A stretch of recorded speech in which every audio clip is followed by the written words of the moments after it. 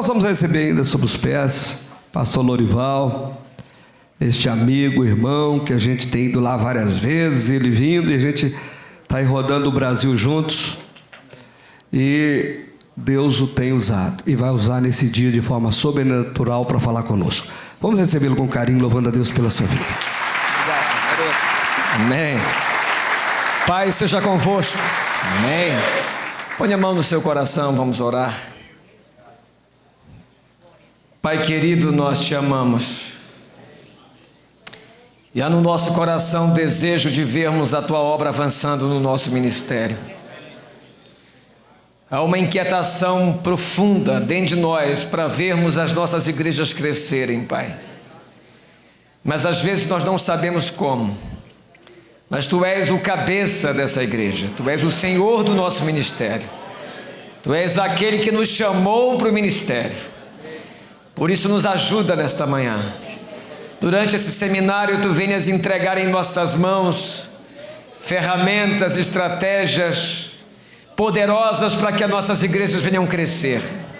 Abençoa a vida de cada um de nós. Nos dá corações abertos, mentes atentas. Não nos deixe, ó Deus, sairmos daqui com os nossos pensamentos vagueantes, mas que a Tua palavra venha de encontro à necessidade de cada um de nós que estamos aqui. Pai, há no coração de cada pastor a vontade de ver o mover do Teu Espírito dentro das nossas igrejas. Para isso nós te pedimos, Senhor, fala conosco nesta hora. Que a Tua palavra seja forte dentro do nosso espírito. Que seja assim, ó Pai, e vai ser assim, em nome de Jesus. Amém e amém. Podem sentar, em nome de Jesus. Uma alegria estar aqui, nessa região tão abençoada da nossa igreja quadrangular. Uma honra voltar a esse estado, a essa cidade, rever o pastor Irineu, rever os pastores aqui que nós conhecemos, que alguns já foram lá visitar a nossa igreja.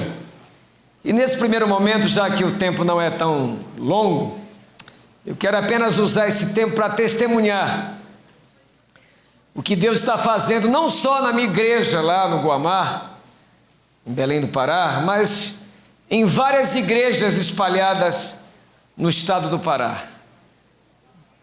O crescimento tem sido tão forte que a igreja da Assembleia de Deus, ela já começou a chamar preletores de todo o Brasil para treiná-los, para que ela se torne uma igreja de grupos pequenos.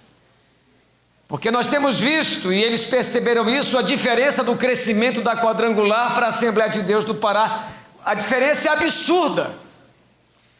Em número de batismos, em número de abertura de obras, na frequência dos cultos dominicais, a diferença da igreja quadrangular para a Assembleia de Deus no Pará está muito grande. O próprio IBGE mostra isso, o censo da igreja. E esse censo que saiu há pouco tempo não tem os dados dos números atuais da igreja quadrangular no Pará. Deus tem nos abençoado muito.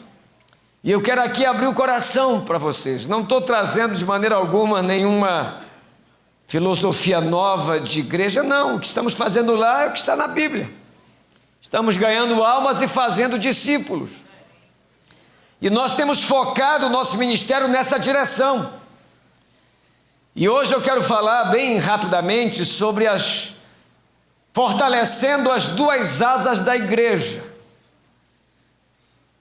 A Bíblia diz em Atos dos Apóstolos 5,42 que todos os dias a igreja se reunia no templo e nas casas e não cessavam de ensinar e de pregar Jesus o Cristo. Diga amém, irmãos. Então uma igreja, para ela ser uma igreja forte, uma igreja crescente, uma igreja frutífera, uma igreja onde não para as conversões de pessoas, onde a vida das pessoas são mudadas, as famílias são transformadas, casamentos restaurados, onde a igreja não para de abrir obras. Para que isso ocorra, ela precisa ter, numa linguagem de uma ave 2 asas fortes. Para que uma ave ela venha a alçar voos altos, ela precisa de 2 asas. E eu costumo dizer que uma dessas asas é o culto grande, que é o culto da celebração, o culto da igreja, e a outra asa é o grupo pequeno, que nós chamamos de células lá na nossa região. Mas se você tem algum trauma com esse nome, eu vim aqui te ajudar a se libertar em nome de Jesus. Você pode colocar grupos de interesses, grupos familiares, pode colocar gangue também se quiser, fique à vontade. Agora não deixe que um nome, algum trauma que você teve ou que a igreja quadrangular teve no Brasil, porque gente, Satanás é muito esperto, ele sabe muito mais do que alguns pastores, que a igreja mais bem organizada e mais bem preparada para ter grupos pequenos e células é a igreja do Evangelho Quadrangular. Nós já somos uma igreja de grupos. Grupos de mulheres, grupos de homens, grupos de jovens, grupos de adolescentes, grupos de crianças. Nós já estamos preparados para fazer um avivamento como nunca aconteceu nesse Brasil através da igreja quadrangular. Mas o grande problema é que alguns pastores não enxergaram isso. E Satanás percebeu que nós estávamos trabalhando nessa direção e ele agiu rapidamente. E deu uma estancada na igreja quadrangular. E a diferença lá do Pará é que o Pará não parou. O Pará continuou. E nós tivemos o cuidado de comer a carne, o filé do peixe, e paraense é bom nisso, e tirar as espinhas. Começamos a aprender de tudo e reter o que é bom. E eu me lembro que há 12 anos atrás, eu tinha uma igreja boa, quase 300 pessoas, uma igreja forte para os moldes daquela época. Mas havia no meu coração o desejo, o anseio de ter uma igreja grande. Eu acho que qualquer pastor que não tem o desejo de ter uma igreja grande tem que procurar fazer outra coisa. Porque todo pastor deve ter o desejo e o sonho de ter uma igreja grande. Então, para que eu não erre de auditório, eu queria perguntar: quem aqui deseja um dia ter uma igreja muito grande? Levante a sua mão e diga amém. Então aplauda Jesus bem forte.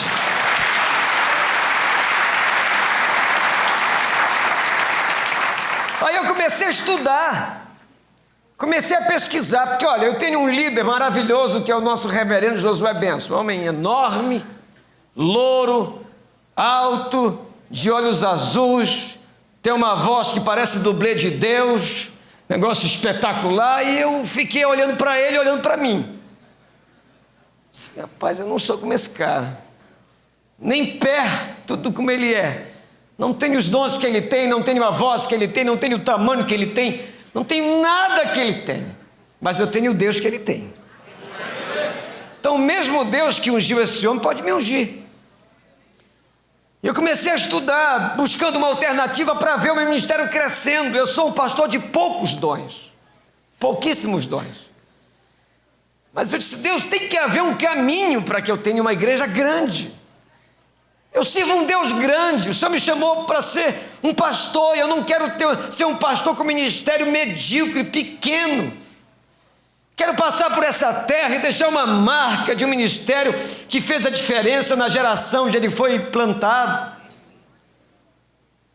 Eu comecei a ler sobre crescimento de igreja no mundo inteiro, ler livros, ver DVDs, comecei a visitar igrejas do Brasil, comecei a descobrir que as igrejas estavam crescendo realmente de uma forma saudável, eram as igrejas de grupos pequenos, onde os membros da igreja não se limitavam a assistir os cultos.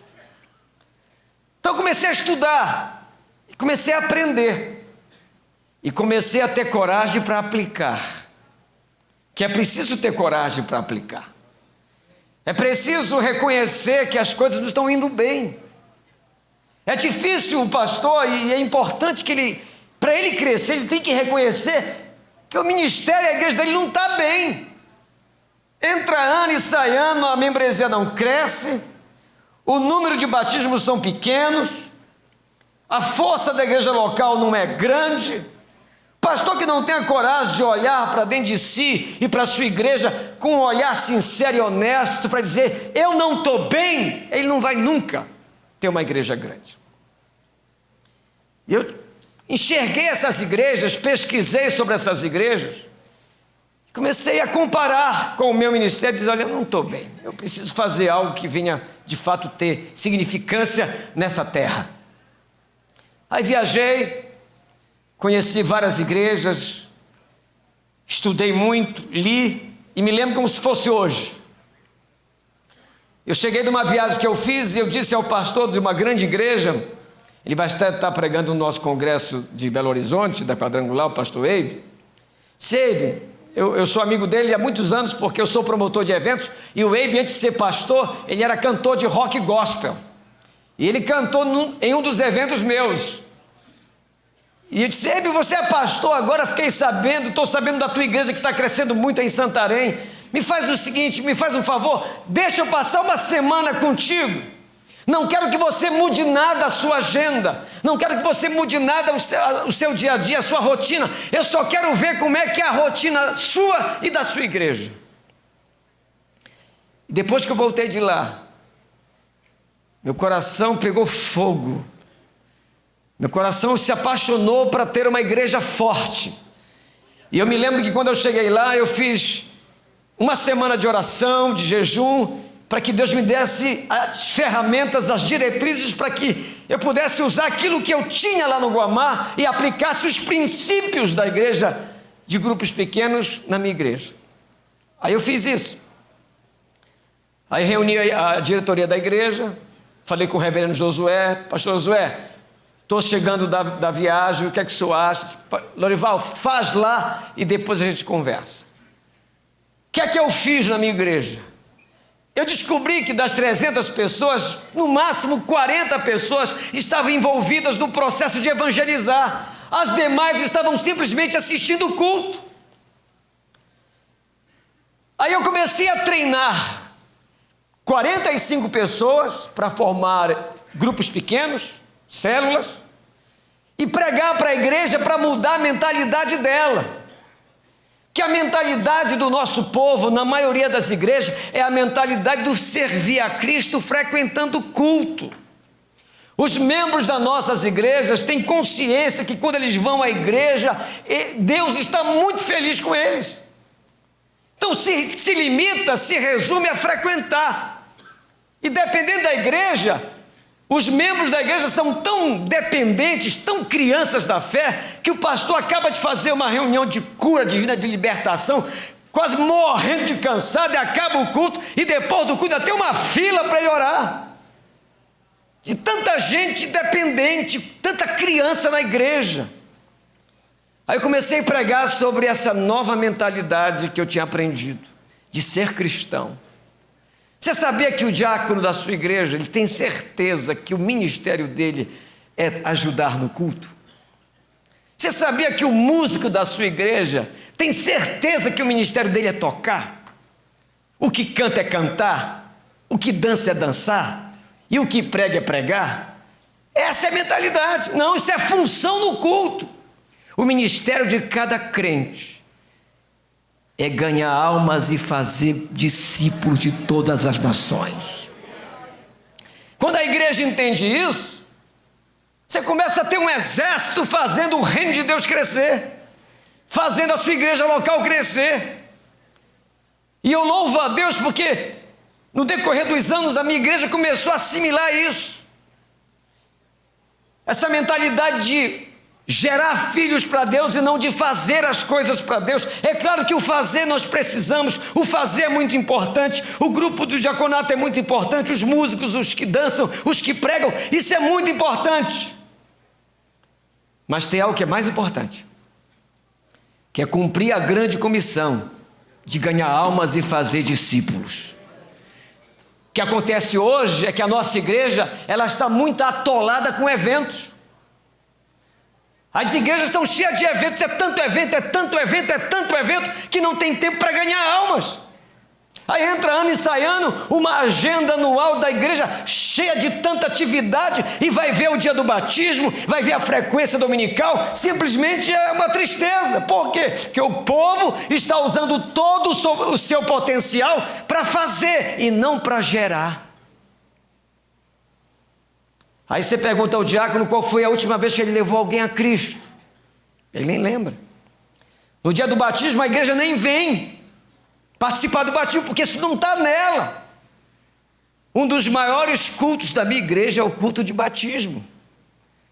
Porque no dia do batismo, os pais espirituais vão levar os seus filhos para serem batizados. Tem uma igreja que pegou isso. Agora me irrita tentar convencer pastor a aceitar isso. De pegar a sua igreja, ensinar a cumprir a grande comissão, que é ganhar almas e fazer discípulos. E eu consegui, pela graça de Deus, formar 45 grupos pequenos, 45 células, 45 grupos que pudessem exercer o sacerdócio. E a Bíblia diz que todos os salvos têm que exercer o sacerdócio. Todos os salvos devem exercer o seu chamado. Aí o que é que eu fiz? Peguei aquelas 300 pessoas que vinham para a igreja todo domingo, achando que servir a Deus é apenas frequentar um culto. Treinei, preparei, organizei e joguei na rua. Consegui 45 casas, preguei uma mensagem da Arca da Aliança que vocês conhecem.